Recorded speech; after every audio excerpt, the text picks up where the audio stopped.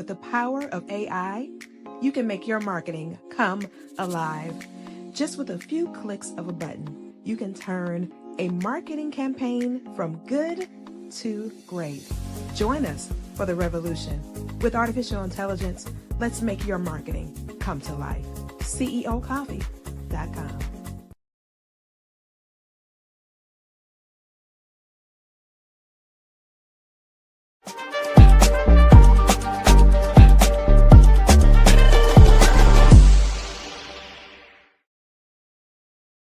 What's going on? What's going on? What's going on? We had a couple of little technical difficulties with the software, but we in the building though. We in the building. Everybody alive. Nobody got hurt. Oh yeah, everything's fine, man. We're great. Good. You know, everybody good. I see what you're doing with your background over there, Vincent. I see what you're doing, man. Oh no, that's just one. I got a couple. Oh, I just didn't, I had to. There's a lot of stuff behind the scenes stuff I ain't said I got over there. Okay, I just get a chance to swap it out. So I mean, bring it in with the Hey, I'm matching. Hey, I'm matching your. I'll be honest. Hey, you look at my color schemes and look at yours. Look at it. Yeah. I see what you're doing, man. Okay. I see what you're doing. I see you. You're doing a little poetry and stuff up in here. Yeah. I see you bossing out, man. I see what you're doing.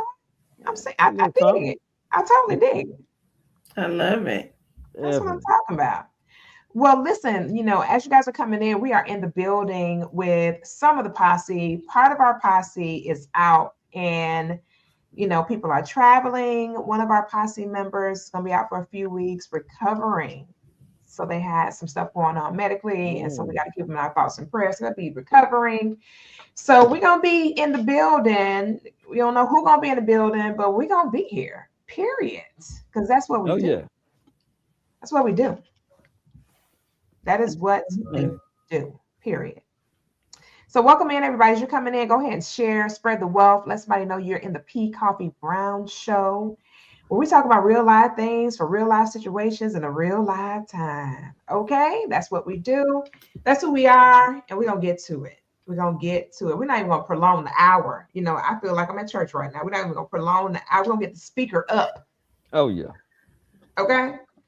So Dr. Shamika and I, we're going to go a little back and forth on this tonight. So let me tell you what happened. So what happened was we were focusing on, the family, right? That's the topic. We're focusing on the family, but see what had happened was we were going to be talking about like the toxicity of the family, like, just things going on in the family, the crazy stuff that we have to deal with our family members. Now, everybody's family is not dysfunctional. Don't get me wrong. I'm not suggesting that everybody in the world got some kind of cray-cray going on at their house with their people. I'm not suggesting that, though. But what I am suggesting and alluding to is that it's more so than not. Even Jesus' family was dysfunctional, but we're not going to talk about that right now. We're going to talk about that. So here we are. I just got off the phone with my brother, and we were talking about money, right? And he was talking about the riddle of a penny. There's this riddle about a penny. A lot of people don't really realize that, 1 penny can turn into millions of dollars if you just add to it. 1 + 1 is 2, 2 + 2 is 4, 4 + 4 is 8, yada, yada, yada. But it all started off with a penny, right? So my brother was talking about it, and I was like, yeah, I just literally watched a show about that last night, no joke. And he mentioned the same thing. Now, mind you, I hadn't talked to him. We hadn't said nothing to each other since February. So there's no way he would have known that I just saw that last night, right? So he was talking about it, breaking it down, and he's like heavy into stocks. And when I say heavy, he made so much money in the stock market, y'all, that he literally called in, well, I am not coming back. And mind you, he was a 6-figure income earner. That's how much money he made in the stock market. No joke. So fast forward in the conversation as we were talking about it, and I'm listening to him, and we're talking about different strategies for me in this next chapter of my big adulthood, some things that I'm going to be repositioning and doing with my assets and yada, yada, yada. And as we were talking, I was thinking in my mind, I was like, what real role does DNA place in how we perceive and utilize money? And can DNA be one of the major reasons why some of us don't win fiscally? It's just like in our chemical makeup, right? Could it be possible that somewhere inside of our coding, our DNA coding, that we could have been born into a family that just doesn't have the DNA coding to overcome poverty? Could it be possible, right? So, I was thinking and I was like, man, this is really strong and something to really, really think about, right? It's the same philosophy as, they say all the time, if you were to disperse all of the money in the world equally, it would find its way back to its original owner. Literally. It would literally find its way back to where it came from. When I think about that, when I think about all of these things, now we're not gonna play the blame game. I don't want anybody to get sensitive or get offended. This is like not real in a sense, but it is real in a sense. Okay. Because if you really want to really think about it, when you have conversations about money and you listen to what a person says, you can identify whether they have a wealth mindset or a poverty mindset just by a few little words that they say out of their mouth, period. And you know where their mind is. Mm-hmm. Okay?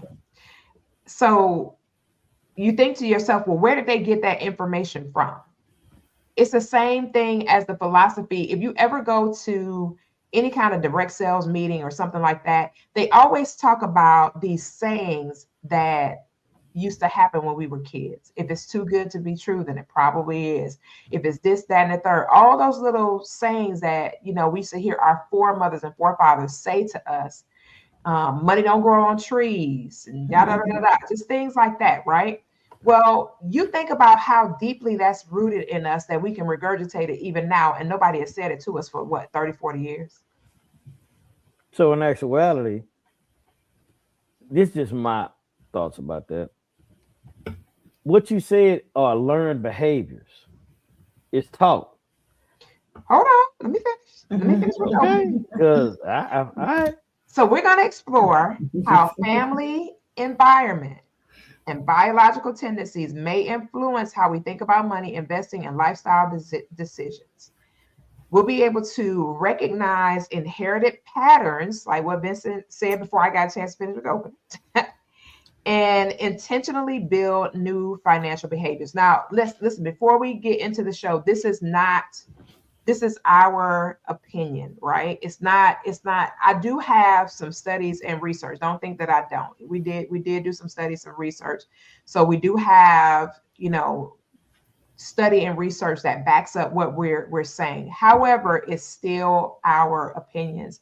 And it's the opinion of the Koffe Brown Show, period. All right. So let's talk about this. What did our family teach our nervous system about money? So that first 7 years that we're in the planet, we don't directly, in most instances, learn about money, but we do directly learn about money. Mm-hmm. How? Because somebody makes a comment, we can't afford that. How? Because somebody makes a comment, you're going to have to wait till I get paid. How? Because you see somebody working extremely hard, but you don't see some kind of massive fruit from their labor. That's how we know about money without somebody directly saying anything to us about money, right? Mm-hmm. So we see all these things, these handwritings on the wall in our internal compass experience. Somebody that has supplemental income from the government. Back in the day, we had food stamps. We had WIC, all those kind of things. And so there's all these different means of funds or revenue, if you will, that helps you to get whatever it is that you need in some type of subsidized way, shape, or form. I think the most embarrassing thing that I ever experienced was when we used to go to the grocery store. It's 8 of us, okay? My dad, unfortunately, went blind when I was a little girl. He had a predisposed genetic disease that caused him to go blind. and he had 66 surgeries in one eye. He was one of the first humans to ever have laser surgery. So he had 66 surgeries in one eye to correct it, and it did not work. Did not work. He literally is documented as one of the first human beings to ever have LASIK surgery in his eyes.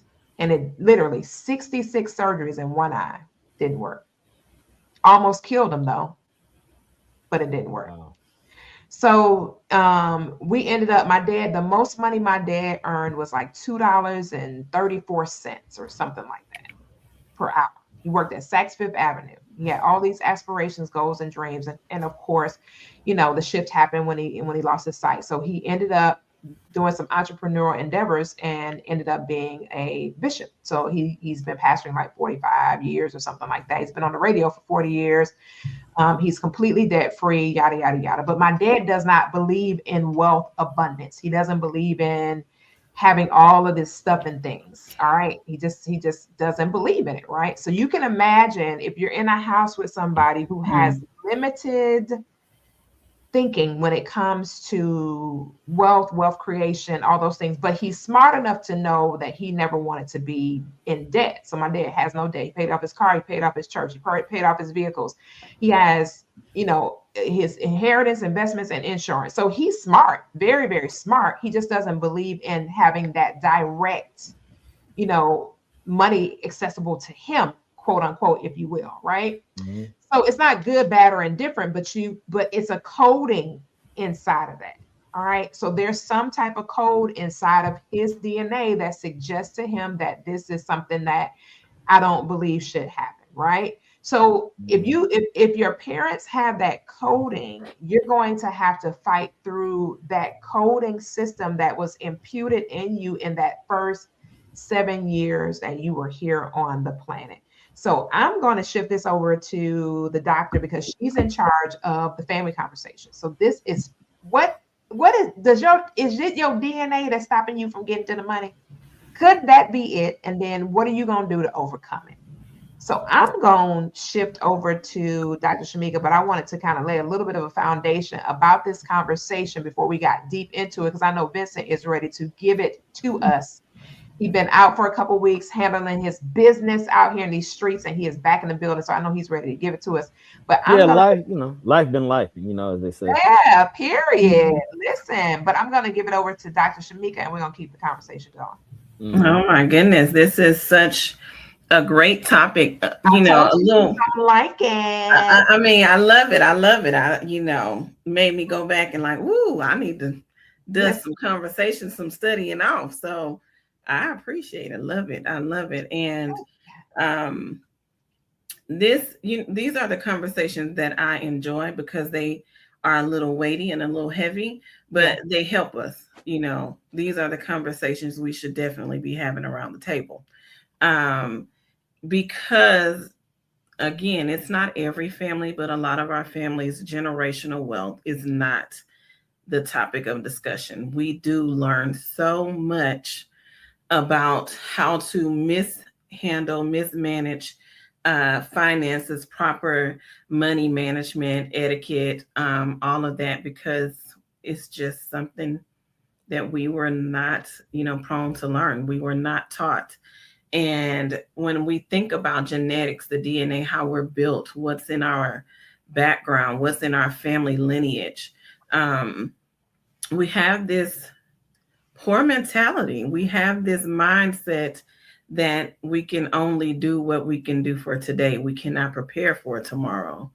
And that really stifles us. It stifles the growth that our families have. We are not really tapped into what, generational wealth looks like. I have had conversations with some of those in my family, and they're like, I ain't leaving nothing for nobody. I ain't got nothing to leave for nobody. I'm not leaving anything for anybody. And that's just it. But, and this is not to just be all biblical, but in the Bible, it even talks about us leaving something for our children. It talks about generational wealth and extending something for our children to build on. But in our families, we don't really discuss that. We don't really talk about that. And so it makes it a little bit harder to navigating those conversations with your family, but we absolutely should. So when I talk about when we, reading notes, family influence, what is the influence? How has your family influenced you to believe that generational wealth is not a thing that we should aspire to? What is it in your family lineage? How have they influenced you to not even prepare for tomorrow? Everything is a today. We can only look forward to what we can afford today.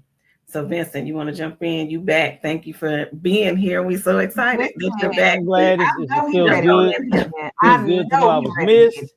Koffe sent me a couple of text messages and my presence was missed. It just was so heartfelt. Thank you, Koffe. It felt so good.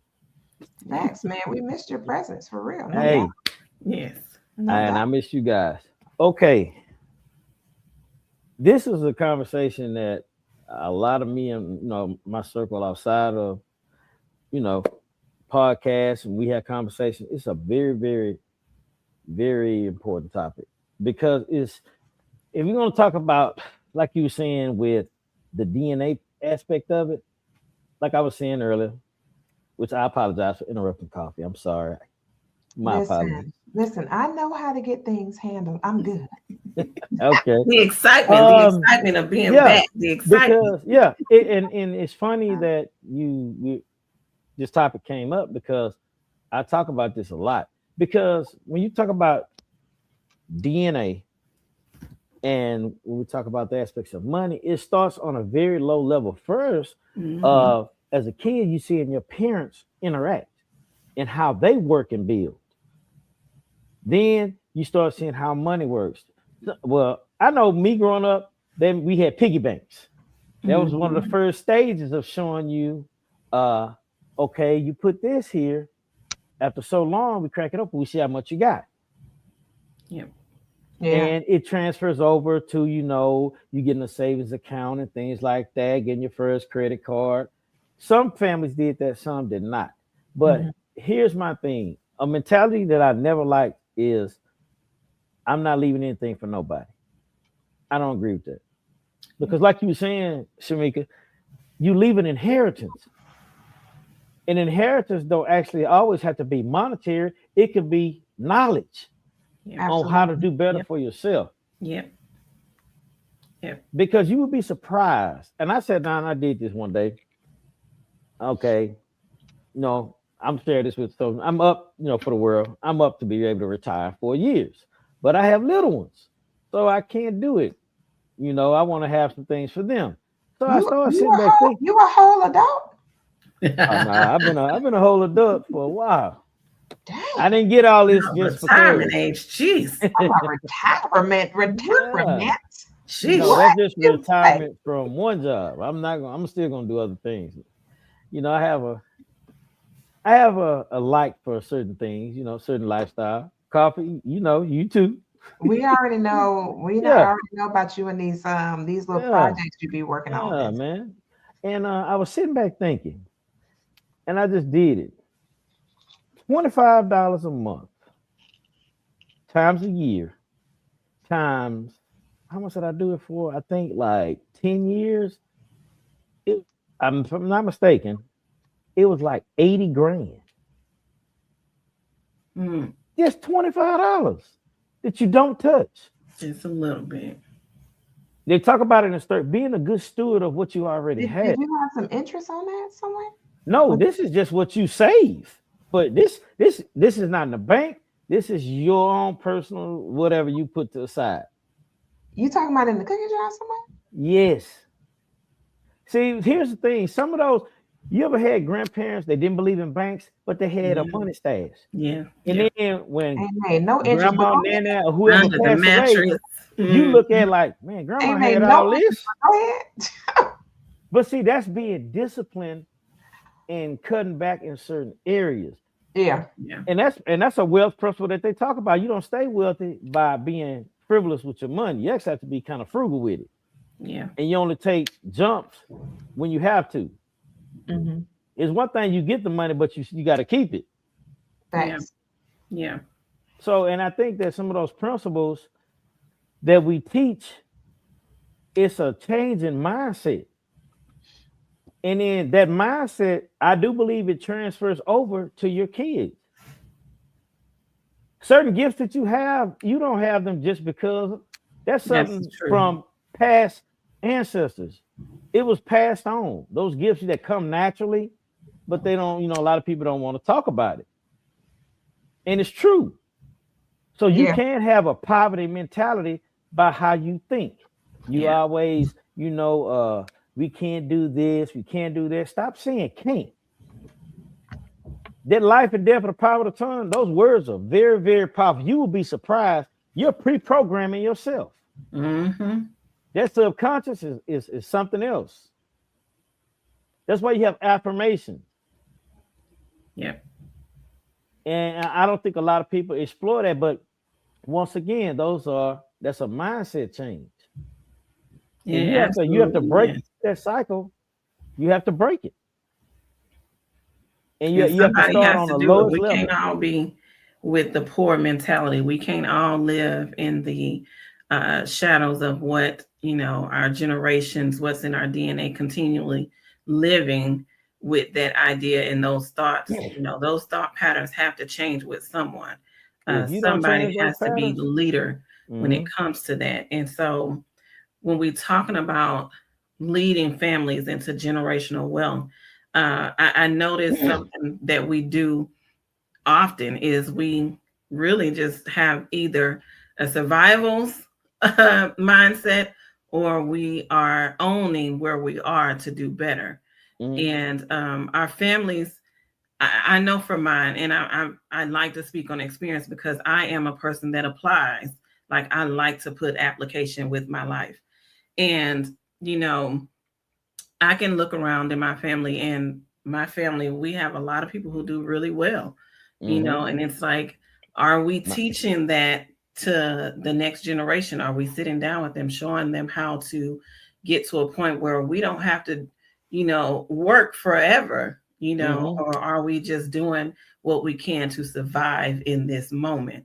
So, Koffe, what are your thoughts about, being the one who is now having to teach other generations, because you've raised some human beings, you've raised some babies, and how do you teach them how to get out of survival mode and into ownership, owning what they have, where they are, and where they're going? That's a great question. So here's the kicker. I have seen people who are extremely affluent and wealthy, frugal and doing all the things, and their children are just reckless, right? So they know what to do, they just choose not to do it. So I'll say it like that. My children, and not suggesting mine are like that, but my children were exposed to a whole different world than my initial exposures. They were exposed to Think and Grow Rich and The Strangest Secret and The Secret, and they were exposed to books and major events with people that look like them, who were affluent and not that much older than they are, and different things like that. So their exposures were significantly different than mine. And that's one of the biggest ways to make that shift, is to get them exposed, get them around the different environment, get them to see a different type of life than what they have known or visibly experienced. For the better part of their lives, we only lived in an apartment a very short period of time. And they always had their home. And, of course, we had a devastating house fire, which put us back in apartments, but we went and brought another home and all those things. So they understood those things. They understood that. They understood that, like when they went to college and and they made decisions. Well, I don't want to go to college, but they had the capital to do so because their dad was, he was a military veteran. And so they were able to go to school at no out-of-pocket expense, as long as they stayed in the state. So they had all these different advantages and opportunities. It's just a matter of them taking advantage of it. Yeah. And then eradicating the information that was placed in their DNA before they got a chance to choose their decision. So it's a bigger picture when it comes to that. And it takes time. It takes a lot of effort. It takes a lot of energy. You know, my gifts to them, like my daughter was asking me what they were going to get for Christmas this year. I said, probably your passport. And she was like, you going to get us our passports for Christmas? I was like, oh, absolutely. Yep. I said, that's the best gift for you to have. Absolutely. And she was like, man, Mom, that's awesome. And I was just telling her it's those kind of things, you know. And then I taught them, like, one year, nobody got anything. We gave it all to the homeless. So just things like that. You know, like I talked to my son recently and I asked him, I said, hey, you know, I want to remind you of the principle, the law of reciprocity, as far as, you know, whatsoever you put out, you're going to receive it back. And so he shared with me, he said, yeah, Mom, well, I actually go and at one time a month, I go to some shelter or something. He was saying where there's women and children, and he actually goes to help support them fiscally. So that's how he does his give back to, you know, women and children that are in those types of situations. So had there not been a new exposure, then there wouldn't be new experiences. That's how you get the same things to transpire in families for generation after generation after generation after generation. So that goes deeper than just the fiscal aspect. It goes the spiritual, the emotional, the psychological, the health consciousness, all those kind of things. So it's a way bigger picture than just saying, okay, we're going to make sure that we run these numbers up, get these bags up. Well, that's really wonderful. But if you're a smoker or a drinker, or if you have this risque lifestyle and all those other things, that's still not you being wealthy. You might be rich, but you're not wealthy. So rich and wealth is two different things. But, you know, there is somebody who had wealth and riches and honor in their house. But, you know, I'm not going to go into that. You know what I mean? But in the greatest documented book historically that humans read, there's somebody that had wealth, riches, and honor. So I'll take it all. That's fine. Now, in order to be able to be in a position to receive that, you have to eradicate behaviors, thoughts, suggestions, ideas, relationships, all these different things that can prohibit you from finding yourself not being able to get to certain pinnacles. You know, being conscious of the little is where it all starts. It starts with that penny. It doesn't start with the 1,000. It doesn't start with 10,000. It starts with 1 penny. Then it goes to that dollar. What are you doing with this dollar when you get $1? And then it starts to have a ripple effect from there. And so the bigger picture is, you know, what are we doing with that 1 penny? Then that $1, then the $10, then the, you know. So it kind of coincided with, you know, like I told my son, there's something else that I'm getting ready to do for them, and it's something that has to do with stocks. And I told my son, I said, when I do what I'm getting ready to do, if you, you know, in no uncertain terms, without using the actual word, if you blank this up, it's gonna be on you. Because let me tell y'all what happened. Seriously, no joke. Years ago, my dad invested in insurance for all of us, right? And he told us, when you get 25, you're going to have to be responsible for it. Now, what he did not tell us, that it was mutual funds attached to it. So maybe 60% of us didn't keep it, including myself, because I didn't know. And he didn't know how to explain it to me so I could know. See what I'm saying?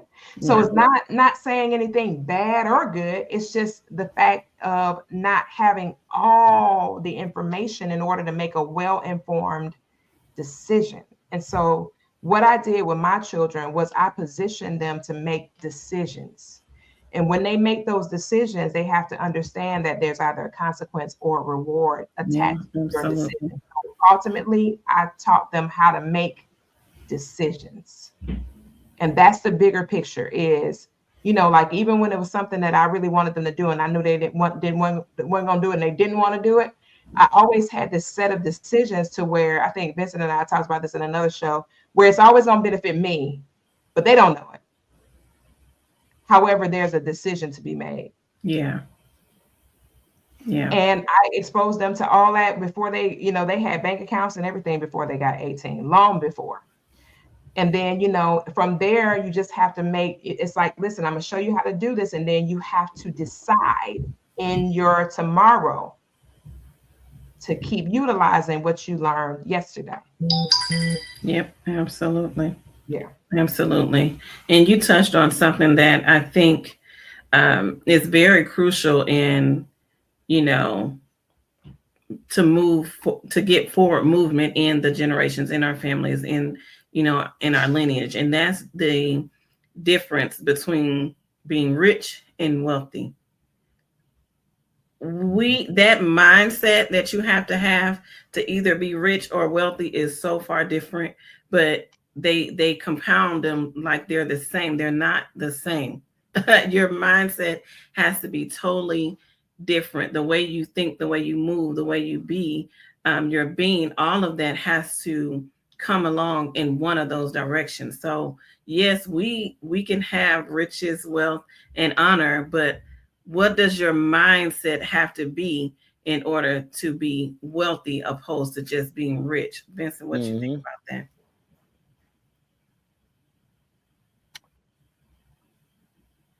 My thoughts on that is, rich to me, you have an abundance of assets and certain things. Wealth is things that's put in place to keep that moving, as well as the knowledge to help you keep going, to keep that moving. Just one thing, you can have the residual coming in. What are you doing to keep it coming in, or to keep you out there to know what to do, to adjust? Like Koffe was saying earlier, what she was saying with her kids, she put them in a position, but she also let them know your choices come with certain consequences or rewards. So that seed she planted will make them seek other means or other guidance to keep that ball rolling. That's wealth to me. And that's just, if you want to know, at the root of all of that is being wise. Yeah. That knowledge, that wisdom, definitely. How many people, Koffe, you talked about this before. You talked to these millionaires, and just them putting little nuggets in you. Yeah. That's more that means more than just them giving you money, because they're giving you their shortcuts that they learned. So you actually are getting jumps and leaps ahead of a lot of other people. Yeah, I always tell people, truth be told, somebody give you money, that's not really helping you. That's to shun you out. Because see, here's the thing: I can give it to you, but here's the thing: I know you're gonna blow it, and you ain't gonna be able to do with it. Mm-hmm. Yeah, that's not helping you. If somebody just give you money, that's putting a Band-Aid on on a wound that really needs to be gutted out. You know what I mean, and healed from the inside out. So somebody give you money, it's like interestingly enough, there was this young guy who was saying that he didn't have enough capital for something. And he started looking around his house, right? And he said, I got all this crap over here I don't even use. Let me go and sell it. And he said he made like double his salary from just the stuff he had sitting around in his house that he's resold. Right? But think about the fact that instead of him going to ask somebody for some money, think about what he did. He saw a way to figure out, how can I handle this without me going to ask somebody for some money? Because technically, if you're in a deficit and you ask for money, you're still in a deficit. Yes, yeah, because you got to pay it back. The deficit doesn't change. It makes it worse. Yeah. Because now you got to go pay somebody else against what you already don't have. Yeah. I think we know what we call that: credit. That's why a lot of young people who don't understand how credit works get in debt with credit cards. Yeah. But guess what? If that's not taught to you, man, I got all this money. Man, look at this balance I got on here. Man, that's my limit. Not knowing, blow it. You're going to blow that, and then you got to pay it back with interest. Yep. And I mean, and then again, that's just another, I mean, that's another game that's being played. You know, it's another mental chess game. Like yesterday I was on the phone with one of my mentors, and I was in a trade, right? So she and I were conversing or whatever. And so like she talking to me in one ear, but all the while I'm trading. I'm in a trade, right? So I said, you know, I've been sitting on the phone with you for the past couple minutes, and I just made like, it was like $385 or something like that. She said, what? Like, huh? I said, so I was kind of sharing with her what it was that I was doing. And she was like, that's crazy. I was like, it is crazy. But you know, had I not had the exposures that I have, I would have never known about trading. I would have never known what it means. I would have never understood how to even get involved in it, let alone even attempted to get involved in it. Because you know how we hear stuff like, "Oh, that's a scam." You know, that's not going to be. You're not going. You know how you make money like that and da da da da da. Well, listen, investigate it. It's a 7 trillion or 13 trillion now dollar industry. You think somebody making some money in $13 trillion? You think anybody can pay at $13 trillion? So there's all this activity going on around us every single day, and we're just oblivious to it. Like, you know, when I got up this morning, I had a thought in my mind about stocks versus, you know, investing versus real estate, right?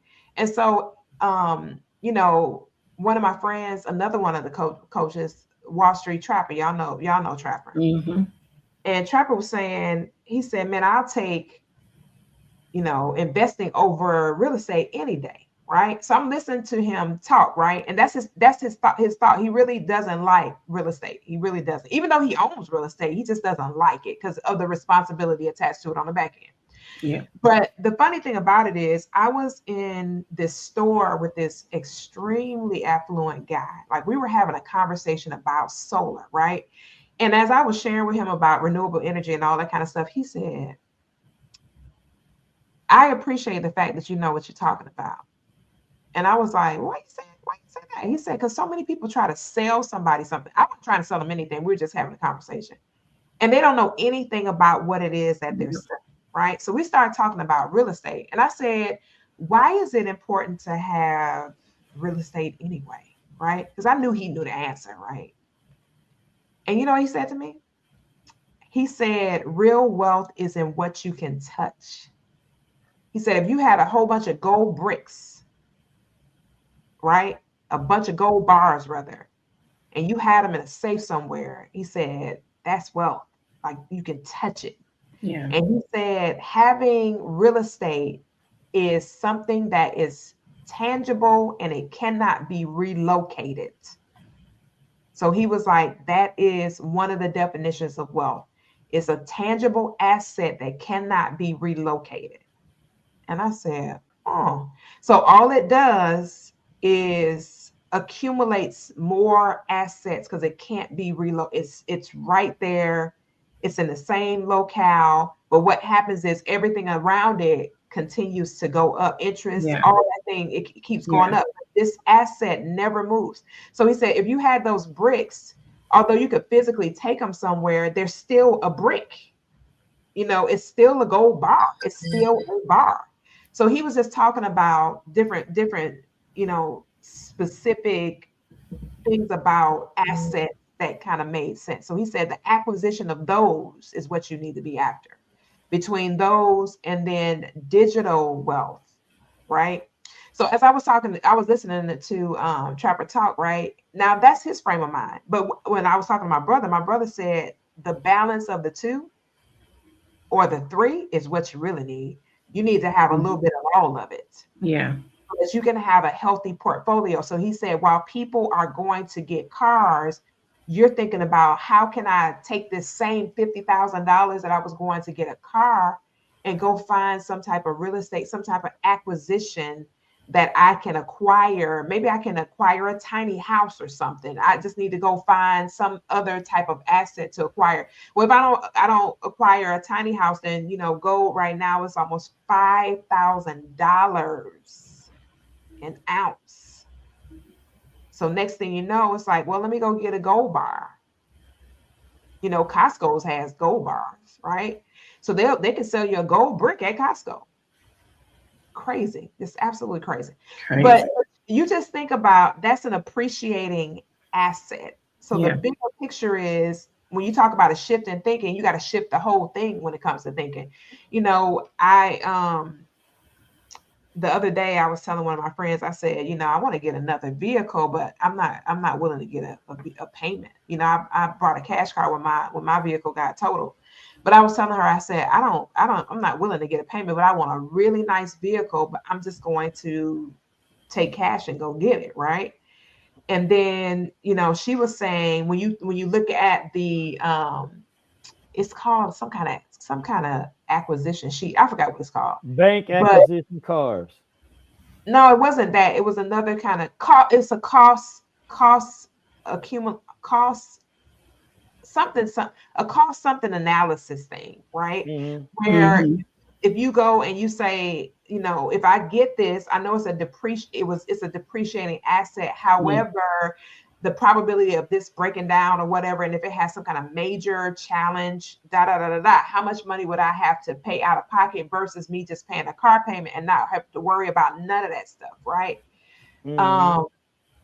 In my brain, I said, yeah, that's cute and everything, but what if you paying that payment and you still have something go wrong with that same vehicle that's not within the scope of what it is that, you know, it's covered, and it still comes out with a major expense. Yep. Then what? That's why when I would talk to some of my buddies sometimes, and we would talk about money and savings and things, this was funny. You could tell the ones who had a mindset for saving versus those who had a mindset for trying to flaunt.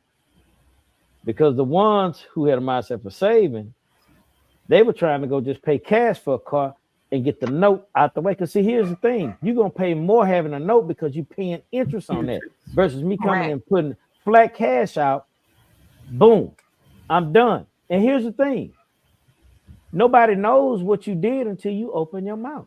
Facts.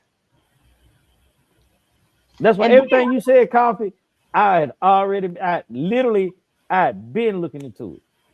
Yeah. Because you like you were saying, you have to have money for all those different three. Right. Because let's just say something happens tomorrow, and I always use this. Me and Jason talk about this all the time. When the power go out, you can't get access to digital money. Nope. But guess what? It goes back to the law of the land. Hey, man, I got something to barter with. I got a gold bar, silver bar. I got other resources that I can touch to get what I need. Yeah. And that's facts, man. And it's a lot of people, man, who don't pour into land, you know, getting real estate, pour into getting things that like your gold bars, that'll never depreciate. Silver neither. Right. It never will. So once again, when we go down that rabbit hole about wealth, is it about what you have, or is it about what you can maneuver and touch to make sure everything is, you know, where it needs to be? Right. Yeah. And it's just all about what we are willing to understand. You know what I mean? Like, you know, most people don't even realize what this nation is literally setting up for right now. Yeah. Yep. All a setup, all of it, about their next way that they're going to shift the economic structure of this nature in this nation in totality. They're getting ready to shift the whole structure of the economic system, period. Yeah. And it's either you're going to be in this group of people or that group of people. It ain't gonna be nobody in the middle. Yeah, that's a point that I was going to touch on here. Next is the awareness. Like, are people paying attention? Are people listening? Are they aware of where we are and where we're going? are you having these conversations? This is why it's so important. This is vital for me and with my young adults. I am always, hey, are you paying attention? All right, what are you doing with your money? Are you managing? You don't need to go out here and be trying to flaunt for anybody. You still need to be, saving. Are we looking now at the news? Are we seeing what's happening in our government systems? Are we watching, how things are changing in the employment sector? Are we watching the education? Are we watching how aware are the people? Like, I see people are just walking around kind of sort of in a daze.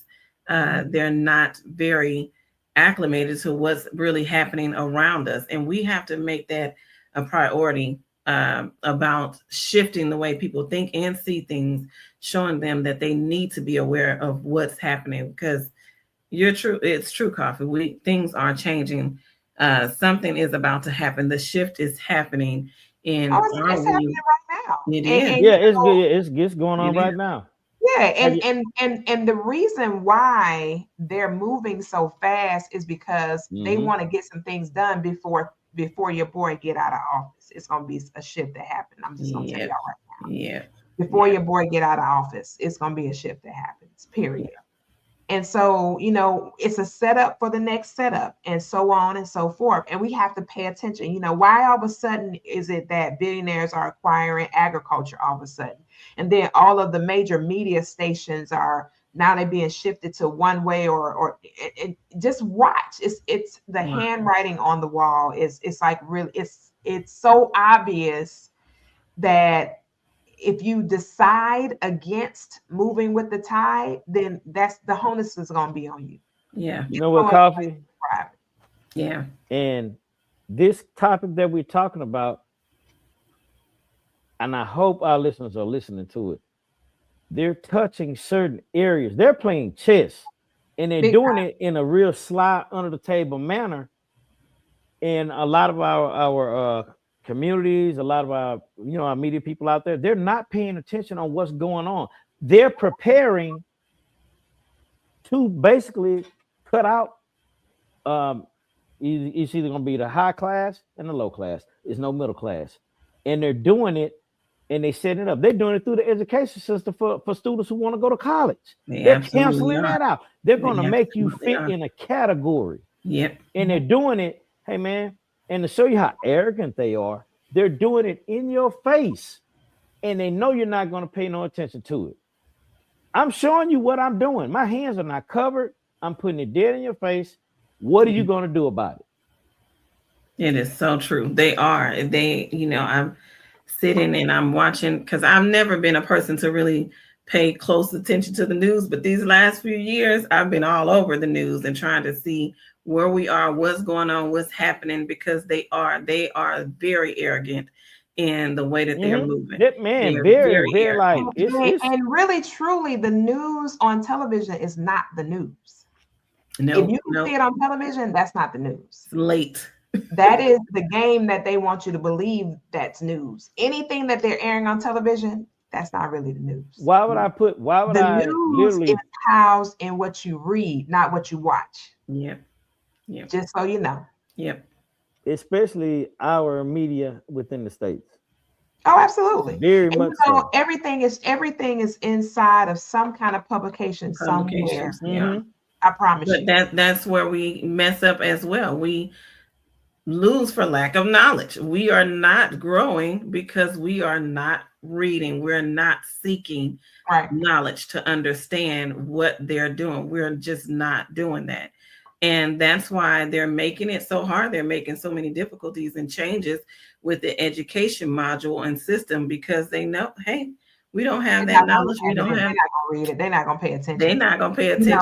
And that's why I applaud parents who have taken the initiative to pull their children out of that traditional ecosystem and put them in environments where they know that they'll still be able to have maximum exposure with the highest quality education and all of the things versus just allowing somebody to just suggest to you that this is the way it's got to be. Yes, That is not You're the way right. it's got to be, and I don't have to follow this because you said so. Period. Correct. Which means you have to pour into your kids and not Facts. expect somebody else within the education system to do it. And I Right. think a lot of, and just our generation, Gen X, which we have that ability to step in and change this because we have the best of both worlds. We can relate to, we grew up in the old system, but we also can relate to the new system. And you can see what's going on. Because if you, and that goes back to, again, wealth is not always something physical. Mm-hmm. It's what you, it's monetary little nuggets that you leave to your kids. Action, knowing how to respond, certain thought processes. Hey man, my mom told me about something like this. You know what? Let me see if I can use this little nugget that she told me and see how it will come out, what my outcome will be. Mm-hmm. Yep. Because I'm a we firm were talking- believer the apple does not fall far from that tree. Absolutely. Guess what? That little how many of us have heard that? It's been programmed. Absolutely. And it's programmed in our head, like I was saying Yeah. before. It's that same. It's the simple. information that's been programmed in our head. And you know, just to say this, you know, this is some of the inspiration copy for that chapter in the book. When we talk about the alpha, Mm-hmm. little simple things that are around, just little rules of the land and rules of the of the world are true wisdom. That's wealth that was passed on. Yeah. You want to judge you want to judge a tree? Look at the fruit that it bear. Right. Facts. Yeah. So I want to talk about, I know we have a few minutes here, but what I did like about some of our notes is the 5 money personalities. Let's leave with let's wait to the next show for that because we got that's a good one. That's a yeah. You want to know who you are, where you're going, what you're doing. Mm-hmm. You need to know. And you can always change your personality. Don't think you can't. Yeah. You can make adjustments to. I mean, the core of who you are can't be changed, but how you execute can be changed. And so like me, I'm super conservative, like even with trading, but then I came to the realization that if I'm going to stay conservative, I'm not going to ever get the type of assets that I want to have. So now I'm learning how to put these specific parameters around my trades so that I can still have, that higher probability, but with less exposure. Oh, so it sounds like you got to play a little big to win big, huh? Right? You do. So, and then you got to understand your risk tolerance, why your tolerance is the way that it is. And the same way you can work out your body, you can work out your tolerance level to expand it. That is the truth. To make it bigger. So that way you won't live inside of this box that doesn't exist. Mm-hmm. Yeah. Yeah, man. Yeah. We learn it. We learning, we learning and we're growing, we're evolving and we're becoming. And that's what we should always be doing. Learning, growing, evolving, becoming, and then start over again. So we're becoming wealthy, right, Koffe?